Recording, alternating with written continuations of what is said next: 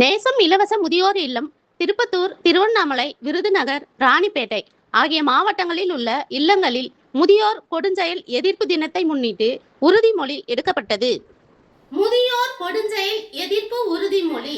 India குடிமகன் குடிமகள் ஆகிய நான் முதியோர்களை குடும்பத்தில் நல்ல முறையில் அரவணைப்போடு பராமரிப்பேன் எனவும் மனோரீதியாகவும் உடல் ரீதியாகவும் காயப்படுத்தும் தகாத வார்த்தைகளை உபயோகிக்க மாட்டேன் எனவும் அவர்களின் உணர்வுகளுக்கு மதிப்பளிப்பேன் என்றும் உறுதி கூறுகிறேன்.